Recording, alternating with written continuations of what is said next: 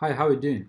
Previous video we covered about the what's inside the function. Okay, so two things are there, arguments and this, and we covered the arguments.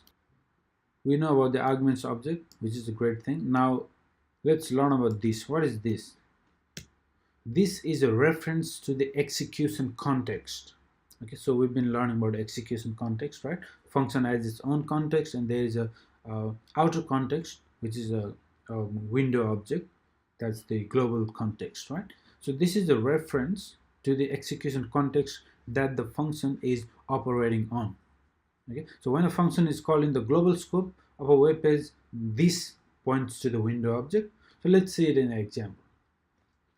For example, let's say window.color equals to, let's say, red.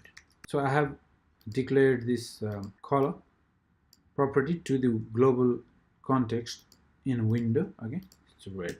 Now let me create another variable, another object variable, and this one also will have a color property, and it will have, let's say, blue.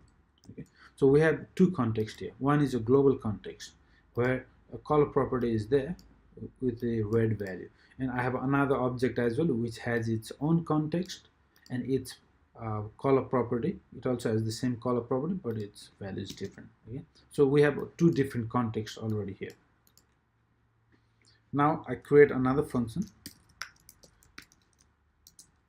say color again, and this will say console log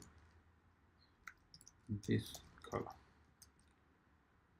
Okay, so now we have three execution contexts. One is global, one is this object's own context, and one is this function's own context. Now let's say what we see as the output of this function. Say color in X, we see red. Okay, now what if, let's say, object say color, because this is the object, and object we can add properties and methods, you know that, right? For example, if it was a person, we did this before, variable person, we create object using this object literal. We could have name is something, address is something, things like that. So it's the same pattern. Okay, so this object has the color property. Now I want to add this method. So what I can do is I can simply use the dot notation. So object dot say color, we're supposed to add this property and then assign the function say color. Let's just assign the this function. Okay, so objects say method property has this function. We don't invoke that function yet. What we do next is object dot say color, and here we invoke the function. Okay, so let's see what we get here.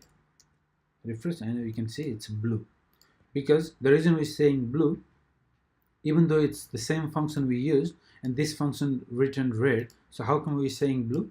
Because when we use this function, when we execute this function, first we assign this function as its method, as a property method, and then we execute that function. Now when we execute, it has its own execution context. So within this context, it has this color property available, so it used this one.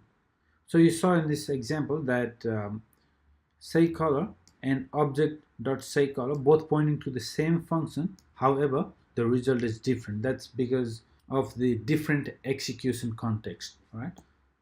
So when you apply this method on object, it became the object execution context. Otherwise, as it's on its own, it became a global execution context. Okay, so we got the different result. So that's important to understand. So simply this means this is a reference to the execution context that the function is operating on. Okay, simple as that. Okay, so we covered arguments, we covered this. Now in the next video we're going to cover some of the function properties and methods. Okay, so I'll see you in the next video. Thank you.